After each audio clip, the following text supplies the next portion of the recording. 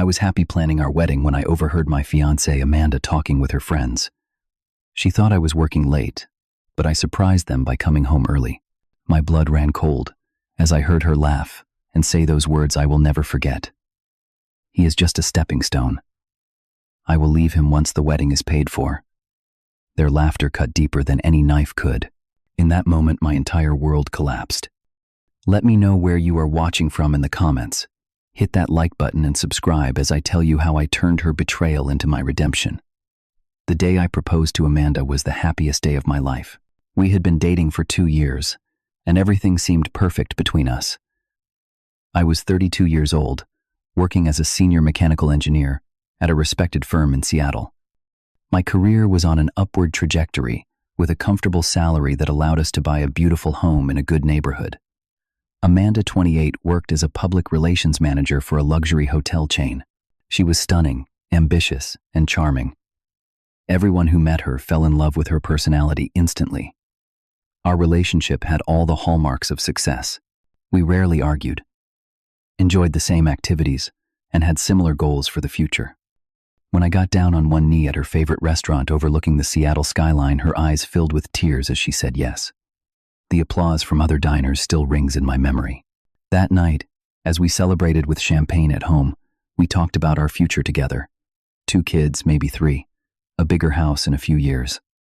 Annual vacations to exotic locations.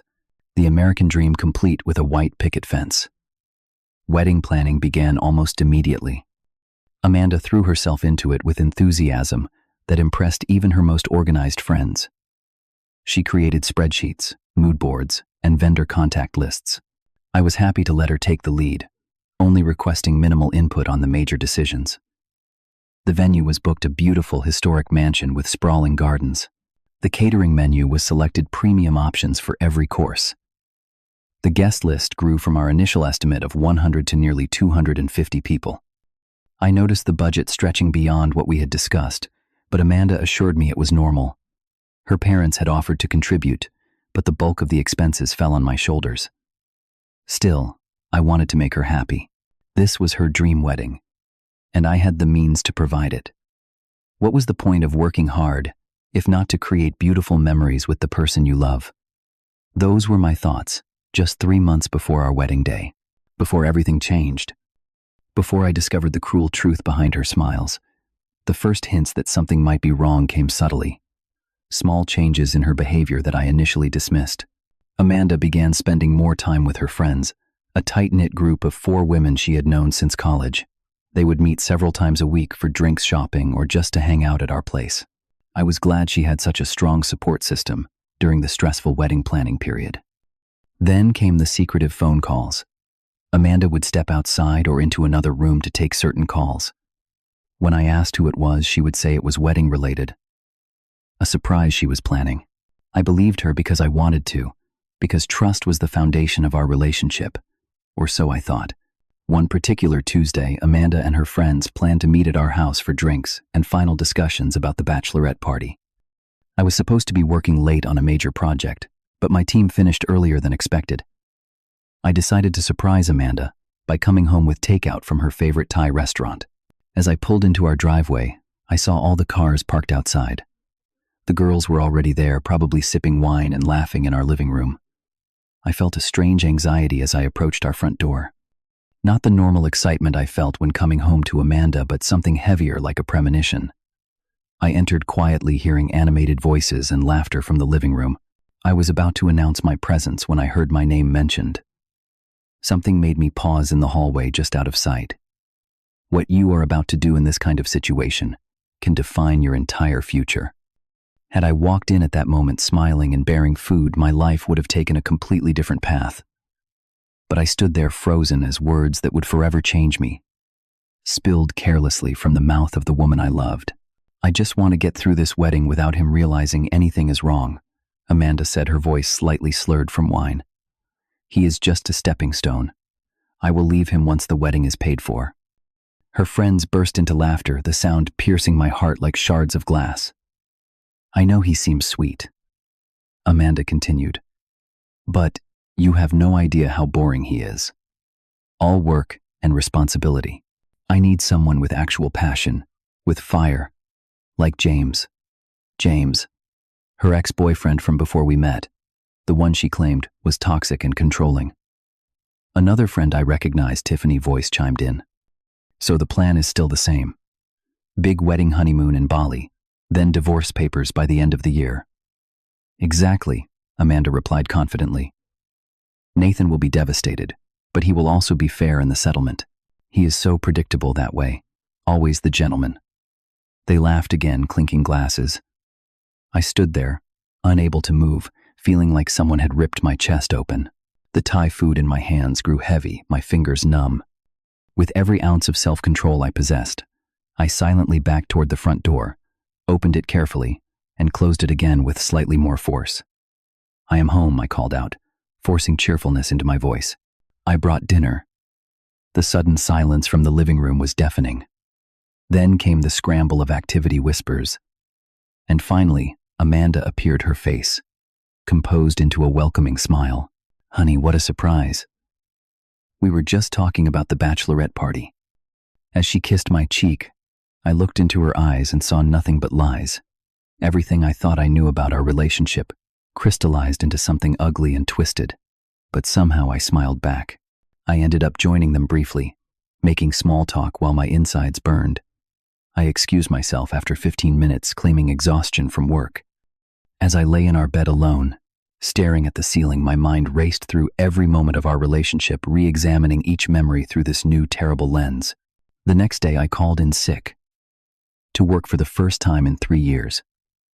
I drove aimlessly around the city, trying to make sense of what had happened. My phone kept buzzing with texts from Amanda, checking on me, sending heart emojis and get well wishes. Each message twisted the knife deeper. Who was this person I had planned to spend my life with? I considered confronting her immediately, demanding answers, calling off the wedding in a dramatic scene. But something stopped me. Perhaps it was shock, or maybe a deeper instinct for self-preservation. I needed time to think, to plan. I needed to understand exactly what I was dealing with before making any decisions. That afternoon, while Amanda was at work, I began my investigation. I had never been the type to snoop through my partner things. Privacy and trust were values I held dear. But those values had been violated by the person I trusted most. So I dug deeper. I checked our joint bank account first. There had been several large transfers to her personal account over the past few months. Wedding expenses, she had told me when I noticed the first one. Now I wondered what those funds were really for. Next, I reluctantly opened her laptop. We knew each other passwords, another symbol of our supposed trust. What I found confirmed my worst fears. Emails to James dating back nearly 6 months. Plans to reconnect after the wedding. Intimate details shared about our relationship, mocking my naivety. And financial planning for her future without me. I felt sick but forced myself to continue. I needed the full picture. A conversation with her college roommate revealed that Amanda had a history of using wealthy men to advance her lifestyle, then moving on when she found someone better. I had been so blinded by love that I never questioned why someone as beautiful and charismatic as Amanda had chosen steady, reliable me.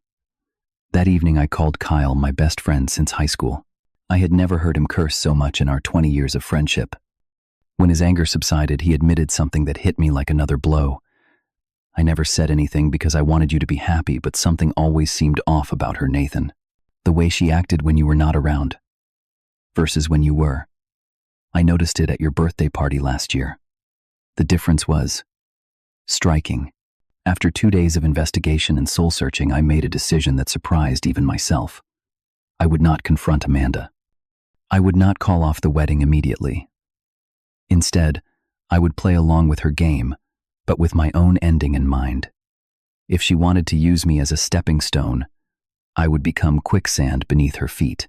The next few weeks were the most challenging of my life. I returned to normal routines, planning our wedding with Amanda, smiling through venue visits and catering tastings. Each moment felt like an out-of-body experience. Who was this person going through the motions, laughing at the right times, kissing her goodbye in the mornings? It certainly did not feel like me. My plan required careful preparation. First, I secured my finances. I spoke with my bank and a financial advisor under the guise of planning for married life. In reality, I was protecting my assets. I transferred most of my savings to a new account Amanda knew nothing about.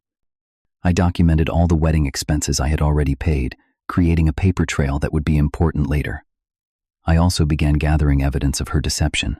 Screenshots of her communications with James, records of the money she had transferred from our joint account, recordings of phone conversations where she discussed her plans with friends. I felt dirty doing this, like I had become someone I did not recognize. But I reminded myself constantly of what I had heard that night. The casual cruelty. The callous disregard for 2 years of what I thought was love. One unexpected development came when Jessica, Amanda's younger sister, reached out to me. We had always gotten along well, but were not particularly close. She asked to meet for coffee one afternoon while Amanda was at a dress fitting. "I have to tell you something," she said, her expression troubled as we sat in a quiet corner of the cafe. "I think my sister is not being honest with you about the wedding. About everything, really." I studied her face, wondering if this was some kind of test Amanda had set up. But Jessica's genuine concern seemed real. "What makes you say that?" I asked carefully. Jessica sighed, twisting her coffee cup nervously. "Growing up with Amanda has always been complicated. She has always been the favorite, the pretty one, the successful one. But I have seen how she operates in relationships. Nathan, you are a good man. Better than she deserves." Over the next hour, Jessica confirmed everything I had discovered and added new details. Amanda had been in contact with James throughout our entire relationship. The wedding was just another conquest for her, a way to have an Instagram perfect day before moving on to what she really wanted. "Are you going to tell her I said anything?" Jessica asked as we prepared to leave. I shook my head. "No. But thank you for being honest with me." "What are you going to do?" she pressed. I gave her a smile that did not reach my eyes. The right thing. With Jessica's unexpected alliance, my plan took clearer shape. I would continue with the wedding preparations, even suggesting more extravagant options than Amanda had chosen. I would play the role of devoted fiancé, right up until the moment of maximum impact. And then I would walk away, leaving Amanda to face the consequences of her deception in front of everyone she had been trying to impress. The weeks passed in a strange blur. Amanda, perhaps sensing some change in me but misattributing it to wedding stress, became even more affectionate in public. More posts on social media about her perfect fiancé. More expensive requests for the wedding that I approved, without hesitation, knowing I had no intention of paying the final bills. There were moments of weakness, I admit. Nights when she curled against me in sleep, looking peaceful and innocent, when I almost convinced myself I had misheard or misunderstood. Maybe this was all a terrible mistake. Maybe I should just talk to her, give her a chance to explain. But then I would remember her laughter as she discussed discarding me, and my resolve would harden again. Kyle worried about me during this time. "You are not eating, not sleeping properly. This revenge is hurting you too," he pointed out during one of our private conversations. "I know," I admitted. "But I need to see this through. For myself. To know that I stood up for myself in the end." The wedding rehearsal dinner came a lavish affair at an upscale restaurant overlooking Puget Sound. Amanda was radiant in an expensive designer dress, charming everyone with her practiced smile. I watched her work the room, wondering if I was the only one who could see through the performance now. Her parents embraced me warmly. They had always treated me like a son, and I felt a pang of regret that they would be collateral damage in what was to come. But I reminded myself that they had raised Amanda to be who she was. Perhaps they even knew what kind of person their daughter truly was. Jessica caught my eye across the room and raised her glass slightly in a private toast. Her quiet support had become invaluable over the past weeks. She had provided the final pieces of information I needed and had agreed to play a crucial role in my plan. The night before the wedding, Amanda and I stayed in separate locations following tradition. She went to her parents' home while I checked into the hotel where many of our out-of-town guests were staying. I sat alone in that impersonal room, staring at my wedding suit hanging in the closet, and wrote several important letters. One to Amanda's parents explaining what I had discovered and apologizing for the public nature of my response. One to my own family and closest friends, so they would understand my actions, and one to Amanda, laying out everything I knew about her betrayal in clear, unemotional terms. I slept surprisingly well that night. The calm that comes with absolute certainty. The morning of what should have been the happiest day of my life dawned bright and clear. Seattle rarely offers perfect weather, but that Saturday in June was immaculate. Blue skies, mild temperature, a gentle breeze, perfect wedding weather. As Amanda had exclaimed in her last text to me the night before, I followed my morning routine methodically. Shower, shave, breakfast. I even went for a short run to clear my head. My groomsmen arrived at the hotel room at the appointed time, bringing coffee and jokes about my last hours of freedom. If they noticed anything off about my demeanor, they did not mention it. Kyle gave me several concerned glances, but said nothing in front of the others. We dressed in our tuxedos, straightened ties, attached boutonnieres. Photos were taken. Flasks were passed around. All the normal rituals of a wedding day, proceeding exactly as planned. At precisely 10:30 a.m., when I was scheduled to head to the venue, I gathered my friends around me. "I need to tell you something," I said, my voice steadier than I expected. "I am not getting married today." The stunned silence that followed was broken by confused questions and concerned faces. I handed Kyle the letter I had written for him to read to the guests, along with specific instructions. "Amanda has been planning to leave me after the wedding," I explained. "I have proof. She has been using me for the wedding of her dreams before moving on to someone else. I cannot go through with this." While my friends absorbed this information, I changed out of my tuxedo into casual clothes I had hidden in my bag. I hugged each of them, thanking them for their support, and asked them to follow my instructions precisely. Kyle, looking both sad and proud, clasped my shoulder firmly. "You sure about this? There are quieter ways to end things." I shook my head. She wanted a big show. It is only fair she gets one. I slipped out of the hotel through a service entrance, avoiding the wedding guests gathering in the lobby.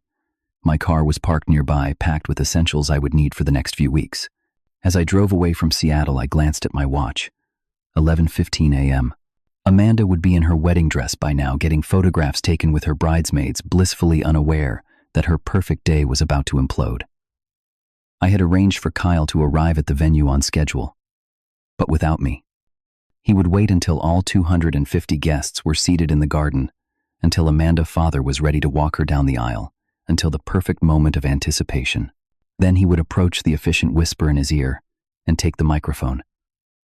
I imagined Kyle reading my letter as Amanda stood there in her $4,000 dress. I imagined her face as her careful plans collapsed around her. I imagined the whispers spreading through the crowd as they learned the truth. The letter was not cruel. It simply stated facts. That I had overheard her true intentions. That I had discovered her ongoing relationship with James.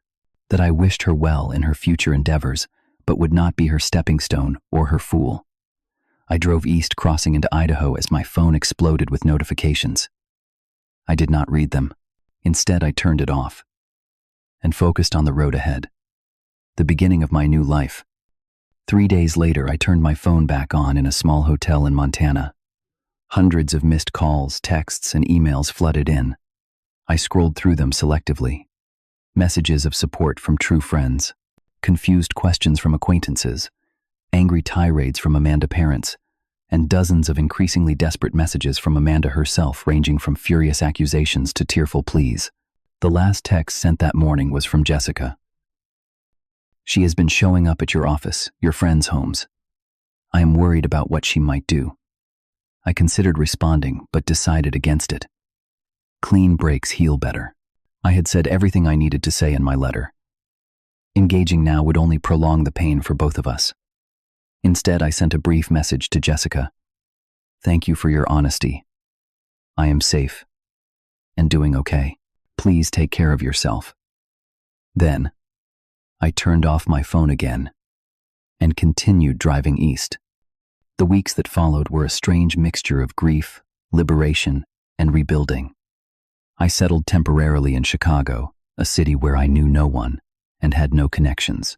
I found a small furnished apartment, paid 3 months' rent in advance, and began the process of healing. Some days were harder than others. Despite everything Amanda had done, there were moments when I missed the future I thought we would have together. The children we had named during late-night conversations. The anniversary trips we had planned. The simple comfort of having someone to come home to. On those days, I reminded myself that none of it had been real. That I had fallen in love with an illusion. I found a therapist who specialized in relationship trauma. Dr. Winters was a straightforward older man who did not mince words or offer empty platitudes. In our first session, he looked at me directly and said, "You have experienced a profound betrayal. It will change you. The question is whether you allow it to make you bitter or make you wiser." Those words became something of a mantra during my darkest moments. I could choose bitterness or wisdom, resentment or growth. The choice was mine. I joined a support group for people who had experienced similar betrayals. Hearing their stories helped put my own experience in perspective. Some had lost decades to unfaithful partners.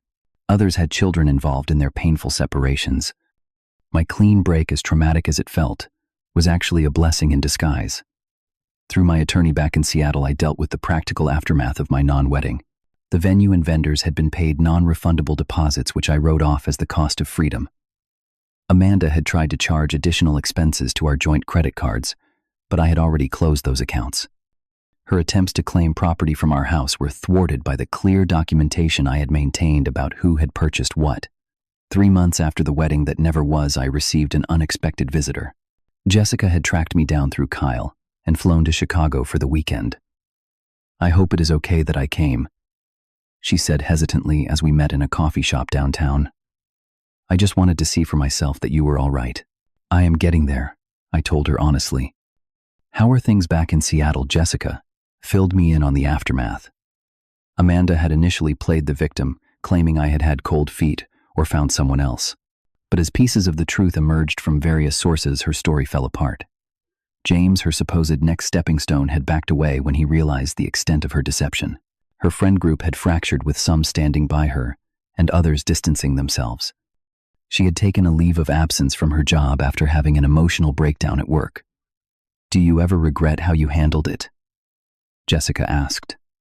The public nature of it all. I considered the question carefully. Sometimes, I admitted. I wonder if I could have just walked away quietly. But then I remember how calculated her plan was. How she and her friends laughed about it. She was going to publicly use me and discard me.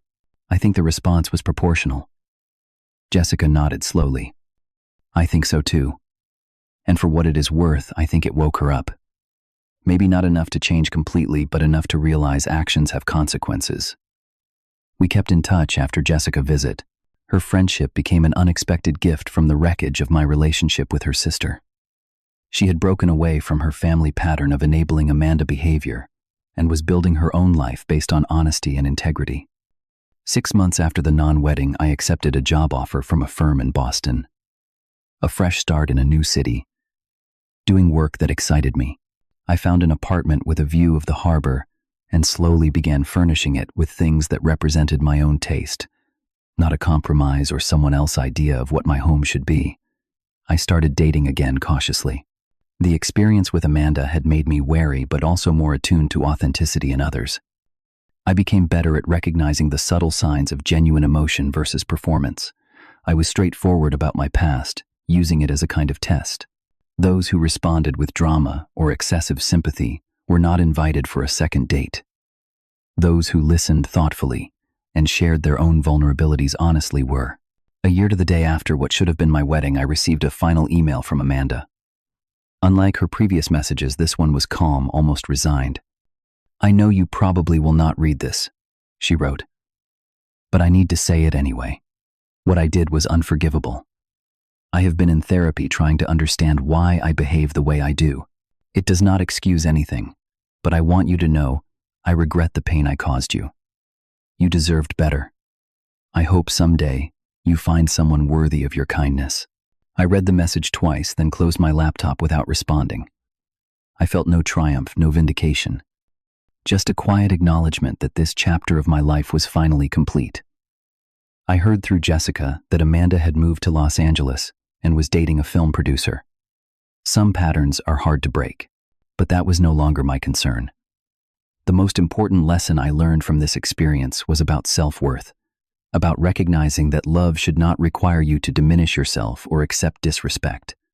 That sometimes the bravest thing you can do is walk away from something that is hurting you, even when walking away is terrifying. I will not tell you that the betrayal did not leave scars. It did, but scars can be marks of survival, reminders of battles fought and won. They can even become sources of strength if we let them. So if you are facing a similar betrayal or deception, know this. It is not the end of your story. It is just the end of a chapter, and you get to write what comes next. If you have ever faced betrayal in a relationship, share your story in the comments. How did you handle it? What did you learn? Remember to like this video, subscribe to hear more stories, and share with someone who might need to hear that they are not alone. Thank you for listening to my story. Sometimes the greatest love story you will ever know is the one where you finally learn to love yourself enough to walk away.